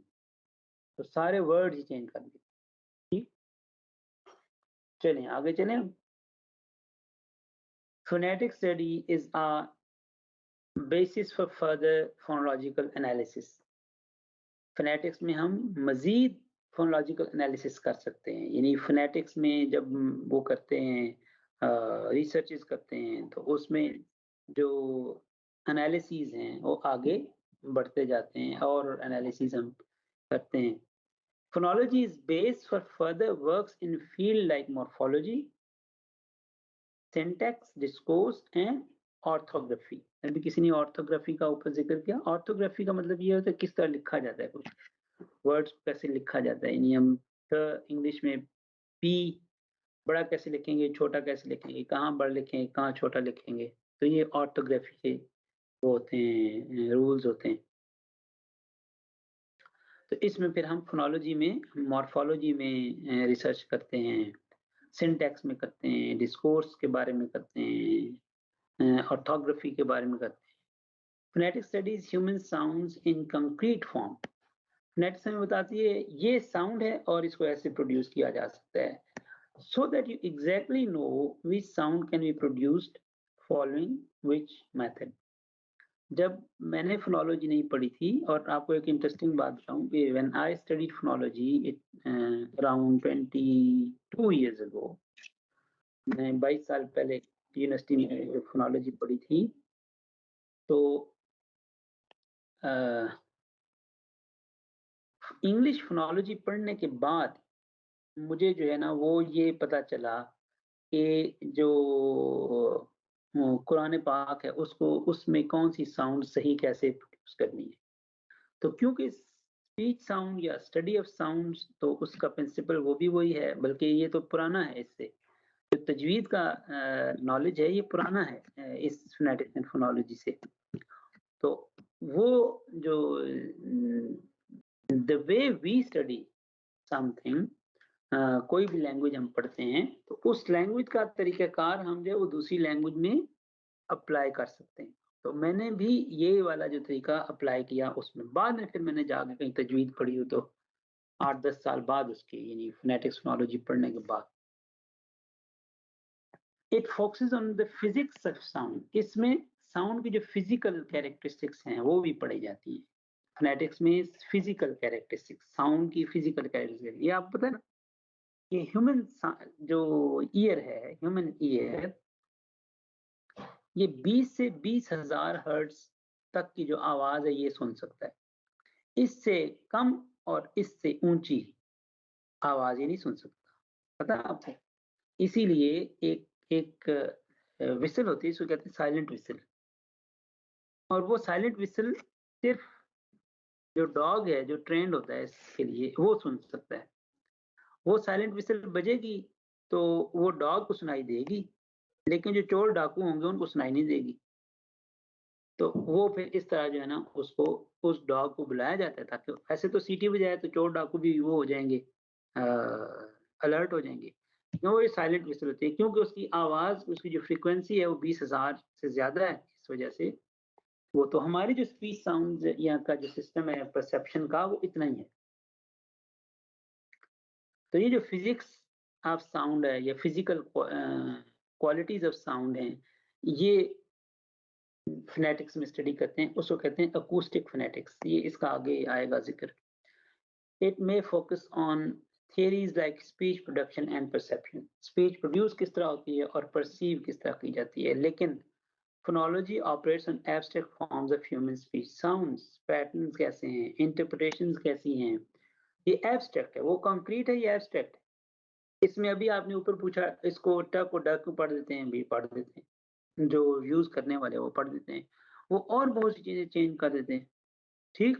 कई चीज़ें दरमियान में ऐड कर देते हैं, कई चीज़ें दरमियान से निकाल देते हैं। हम आगे अगर मेरा ख़्याल है इसमें है आपको इसमें सिमुलेशन है, इल्यूज़न है, लिंकिंग है जिसमें हम ये पढ़ेंगे कि स्पीच साउंड्स जब 2 इकट्ठी होती हैं जैसे हम कहते हैं हम ये नहीं कहते।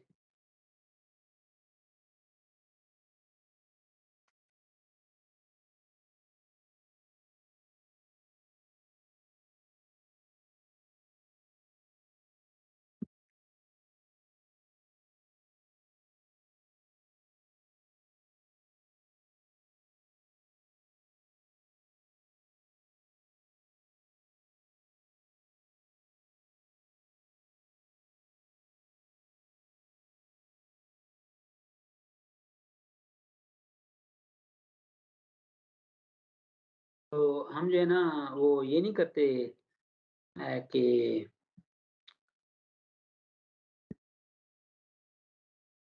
क्या मैं कह रहा था मुझे याद नहीं रहा।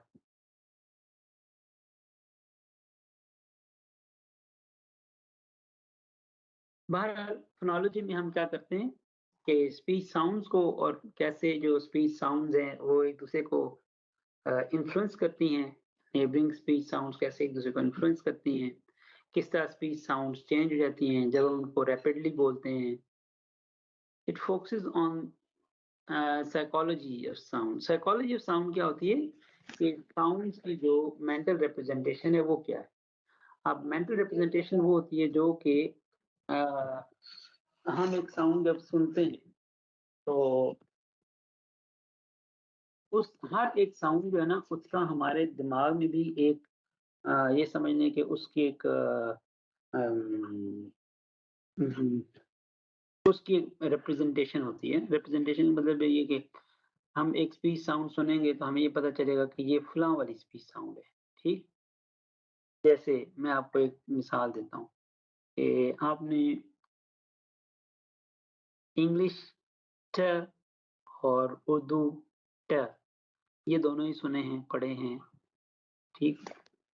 आपके ख्याल में उर्दू का जो टे है और इंग्लिश का जो टी है, इंग्लिश का जो टी है और इंग्लिश का जो टे है, इनमें कोई फ़र्क है आपके ख्याल में?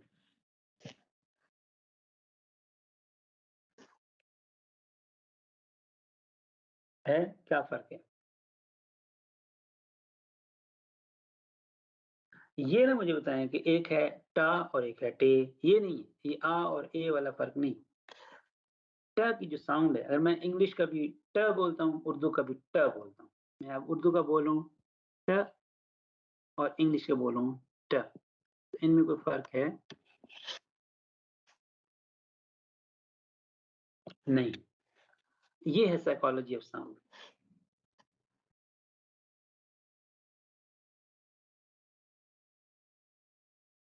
नहीं, ये फ़र्क नहीं है। रिंशा, कि आपको फ़र्क महसूस क्यों नहीं हुआ? साइकोलॉजी ऑफ साउंड की वज़ह से। हालाँकि इन दोनों में फ़र्क है।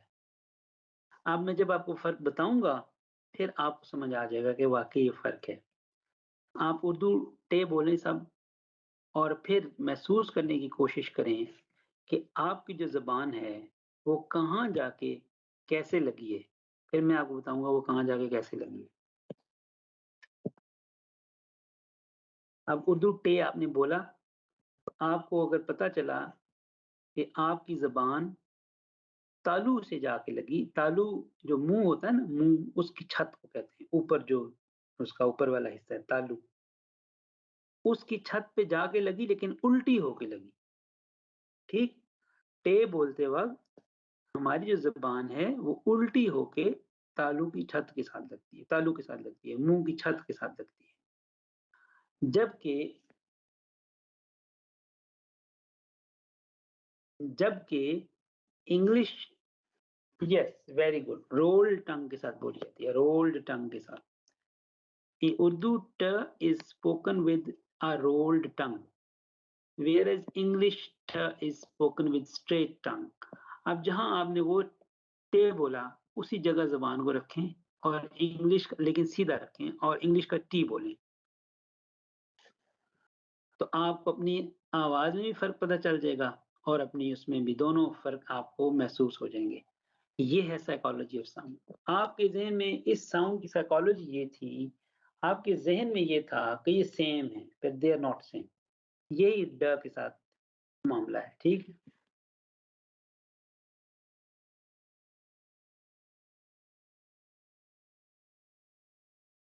इसमें हम ये पढ़ते हैं, फोनोलॉजी में हम ये पढ़ते हैं।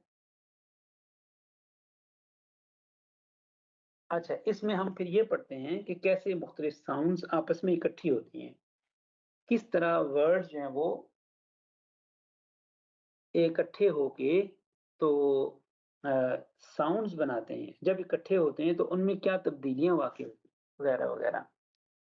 अब examples of phonetic studies, while phonetically studying vowel sounds e and o, we may focus on height of the tongue, part of the tongue raised। अभी हमने ये नहीं पढ़ा कि, चलें अजान सुनने फिर इसके बाद कंटिन्यू करते हैं।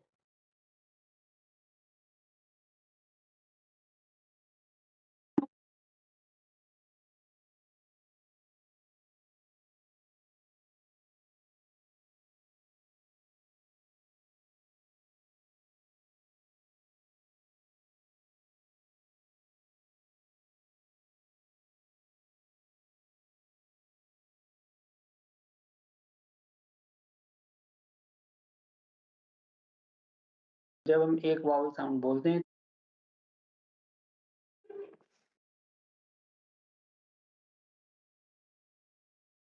जी, जबकि हम उसमें ये पढ़ते हैं कि हमारी जब हम एक वावल साउंड बोलते हैं तो उसमें टंग पोजीशन क्या होती है, जबकि फोनोलॉजी में हम ये पढ़ते हैं कि ये जो साउंड है ये शुरू में आएगी, आखिर में आएगी, दरमियान में आएगी और जहां आएगी कैसी ये होगी, इस आवाज में कोई तब्दीली आएगी या एक जैसी होगी। Shape of the lips, tenseness of the lips, physical features of the sound such as length, duration and loudness. इसमें हम पढ़ते हैं variation of these sounds, in what forms they can occur, reduced, full और prominent form in a language. जैसे syllabus या syllables या syllabification हम पढ़ते हैं तो वो हम फोनोलॉजी में पढ़ते हैं। ये साउंड ये जब फोनोलॉजी में आएगी या इंग्लिश में आएगी या किसी और लैंग्वेज में जाएगी तो इस पे क्या असर पड़ेगा। यहाँ पे एक टेबल सा आपको नजर आ रहा है जिसमें 3 मेजर ब्रांचेस ऑफ फोनेटिक्स जो है वो दी गई हैं। अब आगे हम इन ब्रांचेस को देखते हैं। 7:40 पे हमारी क्लास ओवर होनी है, तो 7:35 तक हम जारी रखेंगे और 5 मिनट क्वेश्चंस के होंगे। अगर आप क्वेश्चन करना चाहें तो मैं तो कहूँगा क्वेश्चन करें ताकि आपको नहीं आए वो समझ आए।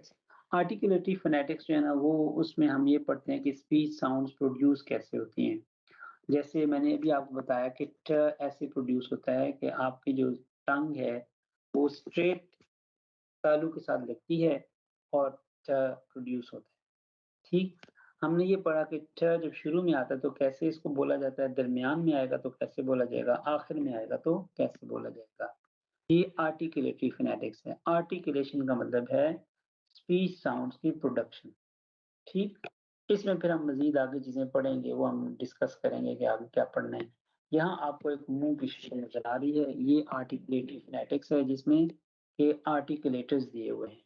ये मुंह के जो मुख्तलिफ हिस्से हैं वो इसमें दिए हुए हैं और वो कैसे उसको मदद करते हैं हमारी स्पीच साउंड प्रोड्यूस करने में। और मैं आपको इसका पेज नंबर भी बता दूँ, मुझे नज़र नहीं आ रहा असल में इसमें ना, आपकी तो भी नज़र अच्छी होगी ना माशाल्लाह, तो मुझे नज़र नहीं आ रहा इसका जो मुँह है ये, इसलिए मैं आपको इसके मुख्तलिफ हिस्से बताने के लिए बुक का सहारा ले रहा हूँ और बुक के पेज नंबर 23 पे ये दिया हुआ है। ठीक है जी। आप देखें 23 पे आपको सबसे ऊपर राइट साइड पे 2 टेबल एक टेबल नज़र आ रही है जिसमें 2 कॉलम है। एक में लिखा हुआ है प्लेस और एक में लिखा हुआ है एडजेक्टिव। प्लेस का मतलब है कि जिस जगह से साउंड प्रोड्यूस होगी, अगर वो लिप से प्रोड्यूस होगी, जैसे प साउंड है या ब है, तो इस दोनों लिप्स इसमें इन्वॉल्वड होंगे, इसको हम कहेंगे लेबियल। और 2 लिप्स इन्वॉल्व हैं, इसको कहेंगे बाइलेबियल। फिर टीथ है तो उसको हम कहेंगे डेंटल। फिर एल्वियोलर रिज है तो इसको हम कहेंगे एल्वियोलर। यानी वो साउंड जो एल्वियोलर रिज पे ज़ुबान लगेगी तो बोली जाएगी, इसको कहेंगे एल्वियोलर। पैलेट है तो उसको हम कहेंगे पैलेटल। व्हीलम है तो उसको कहेंगे व्हीलर। यूव्युलर है तो उसको कहेंगे यूव्युलर, यूव्युलर से बोली जाती है। लैरिंक्स है तो उसको कहेंगे लैरिंजियल और ग्लॉटिस से बोली जाए तो इसको कहेंगे ग्लॉटिस। अच्छा, आप जो आपको तस्वीर सी नज़र आ रही है उसको देखें, सबसे ऊपर लिखा हुआ है नेज़ल कैविटी। नेज़ल कैविटी का मतलब ये है कि जो हमारी नाक की खला है जिसमें से हवा गुज़रती है, तो नेज़ल साउंड्स पैदा होती हैं। जैसे कुछ साउंड्स इंग्लिश में नेज़ल होती हैं और उर्दू में भी कुछ साउंड नेज़ल हैं। बाइलिंगुअल नहीं बेटा, बाइलेबियल। बाइलेबियल वो साउंड्स जो 2 होंठों से बोली जाती हैं, हम डिटेल में डिस्कस करेंगे। अभी सिर्फ ये देख लें, बाइलेबियल 2 होंठों को इन्वॉल्व करके जो आवाज़ें बोली जाती हैं वो बाइलेबियल होती हैं। अच्छा, नेज़ल कैविटी जो है वो नाक की खला है ना?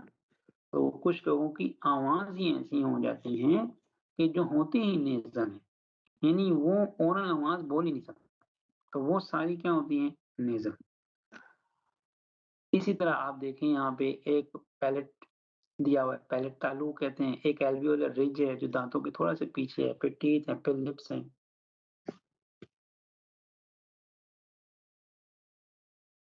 फिर व्हीलम है, फिर यूवुला है, फिर टंग है, रेज़्ड पोज़ीशन और उसके नीचे लिखा हुआ है टंग रेस्ट पोज़ीशन। ठीक, फिर टंग टिप है, टीथ हैं, लिप ये लोअर है, एक अपर है, फिर एपिग्लॉटिस है, ट्रकिया है, ग्लॉटिस। ठीक,